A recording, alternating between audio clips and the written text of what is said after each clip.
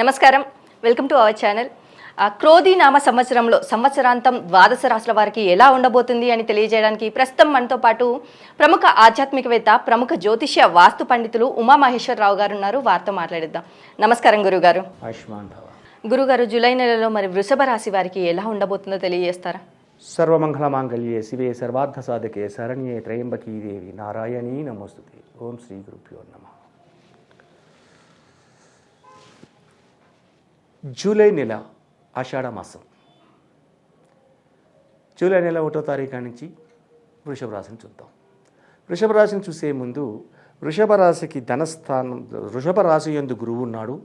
ధనస్థానమైన మిథున రాశిలో శుక్ర రవిలు ఉన్నారు. శుక్ర రవిలు ఇద్దరు శత్రువులే, కానీ శుక్రుడికి మిథున స్థానము మిత్రస్థానం. అలాగే తృతీయ స్థానమైన కర్కాటక రాశిలో బుధుడు ఉన్నాడు. పంచమ స్థానమైన కన్య రాశిలో కేతు ఉన్నాడు. ఇక్కడ శుక్రరవులు కలియిక వలన ఈ వృషభ రాశి వారికి కొద్దిగా ఆటంకభరితమైన పరిస్థితులు కలుగుతుంది. ఈ శుక్రరాశికి వాహనాధిపతి వచ్చాన్ని వహించిన వాడు ఎవరు? రవి. వాహనం అంటే అర్థం ఏంటి?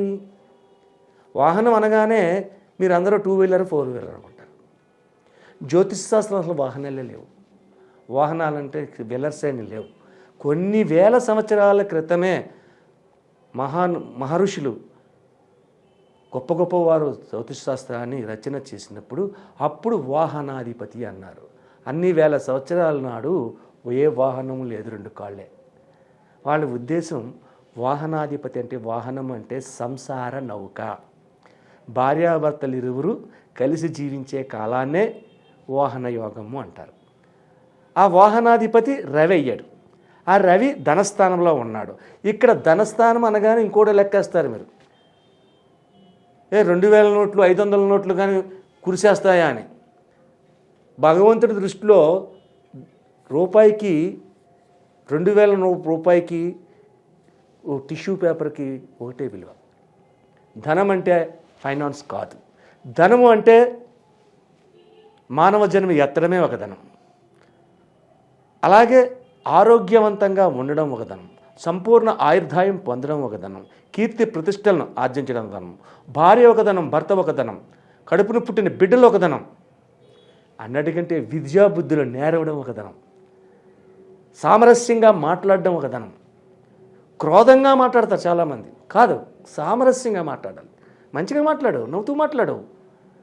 ఇటువంటి దాన్ని ధనం అంటారు. ఆ ధనస్థానంలో ఉన్నాడు.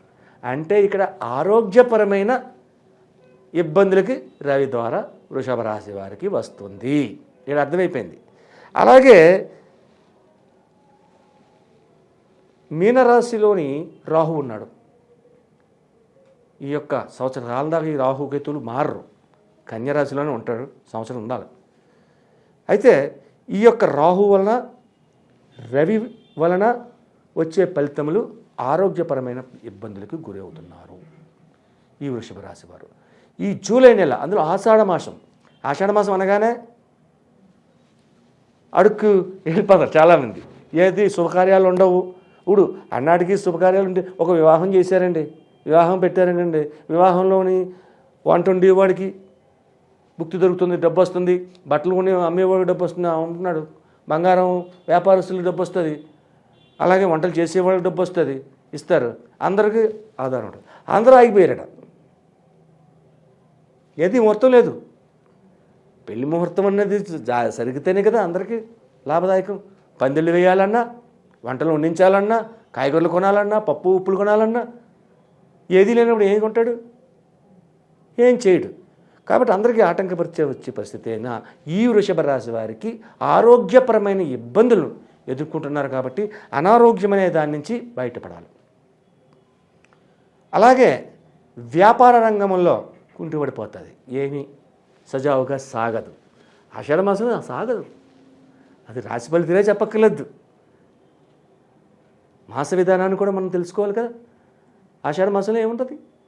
వ్యాపారాన్ని జరిగితే మందకోడితనంగా వెళ్తుంది ఏ వ్యాపారమైనా.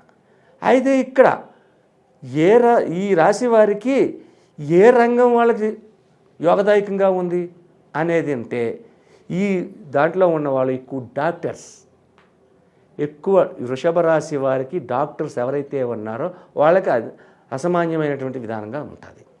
అలాగే రియల్ ఎస్టేట్ చేసే వాళ్ళకి మొట్టమొదటి వారంలో ఈ నెలలో మొట్టమొదటి వారంలో నష్టదాయకమైన ఫలితములు పొందినను మిగిలిన 2-3 వారములు కూడా శుభదాయకమైన ఫలితాలు పొందుతున్నారు. అంటే లాభాన్ని ఆర్జనలోకి వస్తుంది. అంటే అక్కడికి చిట్ట చివరికి వచ్చేసరికి ఏమైంది, ఆషాఢంలోనే చేయవలసిన పనులు కొన్ని ఉన్నాయి. శ్రావణ మాసం వస్తుంది, అప్పటికప్పుడు కుదరదు. అంటే ఈ వారం నెలాంతరం వచ్చేసరికి చిట్ట చివరికి వచ్చేసరికి ఇప్పుడు చేయకపోతే అప్పటికి అవ్వదు, అప్పటికప్పుడు చేసి కాదు, కొన్ని పనులు ఉంటాయి. అటువంటి విధంగా ఈ రియల్ ఎస్టేట్ రంగానికి సంబంధించిన వాళ్ళు అప్పుడు యోగదాయకమైన స్థితిని పొందుతున్నారు. అలాగే విద్యార్థులకు కూడా కొంచెం మందకూడితనంగానే నడుస్తుంది ఈ వారం అంతా, ఈ నెలలో అన్ని వారాలను. ఇక్కడ భార్యాభర్తల మధ్య విధానాన్ని చూసుకోవాలి. భార్యాభర్తల మధ్య విధానం అంటే మొట్టమొదటి నుంచి కూడా ముందు నెల నుంచి కూడా కలతలు కలుగుతున్నందువల్ల వాహనాధిపతి ధనస్థానములోని ఉన్నందువల్ల రవి రెడ్ ప్లానెట్ బగ మండే ప్లానెట్. అలాగే ఇక్కడ కుజతత్వము బుధుని చూస్తున్నాడు, బుధుని చూస్తున్నాడు అంటే తృతీయ స్థానాన్ని చూస్తున్నాడు. అంటే ఇక్కడ భార్యాభర్తల మధ్య ఎటువంటి విధానం వచ్చింది, ఇక్కడ అదిగో నా అన్నదమ్ములు గురించి తప్పుగా మాట్లాడు, ఇదిగో నా చెల్లి గురించి తప్పుగా మాట్లాడు అనే వివాదాస్పదమైన పరిస్థితి వృషభ రాశి వారికి భార్యాభర్తల మధ్యన కలుగుతూ ఉంటుంది. ఇది కలగకూడదు. భార్యాభర్తలు కొట్టుకుంటే బాగోదు, ముచ్చటగా మాట్లాడుకోవాలి, ముచ్చటగా ఉండాలి. కాబట్టి ఇటువంటి విధానాల్ని తరిమి కొట్టడానికి ఈ పరిహారాలు ఏంటన్నది తర్వాత చెప్పుకుందాం. అలాగే ఇక్కడ విద్యార్థుల్లో కొంతమంది ప్రేమతత్వంలోకి వెళ్తున్నారు. వృషభ రాశి వారి గురించి చెప్తున్నాను. ముఖ్యంగా ప్రేమతత్వంలోకి వెళ్ళిన వారు దగా పడతారు, మోసగించబడతారు, అన్ని విధములుగా నష్టాల్ని కష్టాల్ని పొందుతారు. అలాగే ఇక్కడ బంధన యోగం అనేది వృషభ రాశి వారి పురుషులకు వచ్చింది. బంధన యోగం అంటే కారాగారం, బంధనం అంటే కారాగారం, జైలు. ఈ ప్రేమతత్వ విధానంలోకి వెళ్ళిన ఎవరైతే ఉన్నారో అనుకోని విధమైనటువంటి కలహములకు లోనయ్యి ఆ కలహములు కాస్త పెరిగి అది కోర్టు వ్యవహారంలోకి వెళ్ళి ఆ కోర్టు వ్యవహారముల ద్వారా ఈ యొక్క రాశి వారికి నష్టదాయకమైన పరిస్థితులు. ముందు నెలలో కూడా ఈ వృషభ రాశి వారిని పిల్లలను జాగ్రత్తగా చూసుకోండి, పిల్లల యొక్క విషయంలో శ్రద్ధగా వహించండి, ఎక్కువగా మాట్లాడండి, ఎక్కువగా చెప్పండి అని చెప్పుకుంటున్నాం ముందు నెలలో. అలాగే ఈ నెలలో అప్పటి నుంచి ఇప్పటిదాకా ఆలోచిస్తూ వస్తే ఈ నెలలోకి వచ్చేసరికి ఇంకా అధికమైనానికి అవకాశం ఉంది. కాబట్టి కడు జాగరూకతగా ఈ యొక్క యువకులందరూ కూడా ఉండాలి. యువకులే కాదు, కొంచెం వృద్ధులు కూడా ఈ మధ్యకాలంలో అలాగే తయారవుతున్నారు. కాబట్టి అందరూ జాగ్రత్తగానే ఉండాలి ఈ యొక్క విషయంలో. ఈ వృషభ రాశి వారు ఈ నెలా కాలంలో అంటే ఆషాఢ మాసంలో జరిగే విధానాల్లో చాలా జాగరూకతను వహించాలి. మరి అలాగే ఈ రాశి వారు చేసుకోవాల్సిన పరిహారాలు ఏంటంటారు? ముఖ్యంగా ఈ రాశి వారు చేయవలసినది ఏంటంటే ప్రప్రథమగా ఆషాఢ మాసంలోని ఆరుద్ర నక్షత్రం, ఆషాఢ మాసంలో వెతకండి ఆరుద్ర నక్షత్రం ఏ వారం వచ్చిందో. ఆరుద్ర నక్షత్రం వచ్చిన రోజు నాడు ఒకరోజు ముందుగా శ్రీశైల క్షేత్రానికి వెళ్ళాలి. శ్రీశైల క్షేత్రానికి వెళ్ళి అక్కడ ఆరుద్ర నక్షత్రం రోజు నాడు దేవాలయంలో అన్నాభిషేకం చేస్తారు. స్వామివారికి బూరెలు గారెలు నైవేద్యం చేస్తారు. ఆ ముందు రోజే మనం వెళ్ళి ఆ వారిని దేవస్థానం వారిని అడిగి, అయ్యా ఆ అన్నదానానికి అన్నాభిషేకానికి అయ్యే ఖర్చు, ఈ యొక్క నైవేద్యానికి అయ్యే ఖర్చు మేము ఇస్తున్నాం అని ఆన్లైన్లోనే బుక్ చేసుకోవచ్చు. అది చేసుకుంటే అక్కడ అన్నదాన విధానం జరుగుతుంది. అన్నాభిషేకం చేస్తారు. ఆ అన్నాభిషేకం చేసిన తర్వాత అంటే అన్నాభిషేకం అంటే శివలింగం, శ్రీశైల శివలింగం చిన్నదే ఉంటుంది, మొత్తం లింగాకారం పానుమట్టం అంతా అన్నంతో కప్పబెడతారు. ఆ తర్వాత ఆ అన్నం ఉంటుండగానే బూరెలు గారెలు కూడా నైవేద్యం పెడతారు. ఆ తర్వాత గర్భగుడిని మూసి ఒక అరగంట తర్వాత మళ్ళీ తెరుస్తారు. ఆ యొక్క అన్నాన్ని తీసుకొచ్చి భక్తులు అందరికీ కాస్త ప్రసాదంగా పెడతారు. ఆ యొక్క ఈ విధానంగా ఈ అన్నాభిషేకానికి పాల్గొని అందులో పాల్గొంటే ఆరుద్ర నక్షత్రం రోజునాడే జరుగుతుంది. ఆ ఆరుద్ర నక్షత్రం ఎప్పుడంతా చూసుకుని ముందు రోజునాడే మనం ఏర్పాట్లు చేసుకుని శ్రీశైలం వెళ్ళి అది చేస్తే ఈ యొక్క విధానాలు అంటే బంధన యోగం పోవాలంటే అన్నంతో పరమేశ్వరుని బంధించేయాలి. ఆరుద్ర నక్షత్రం నాడే చేయాలి. ఏ నక్షత్రం పెడితే ఆ నక్షత్రంలో చేయరు. అటువంటి చేసుకోవడం.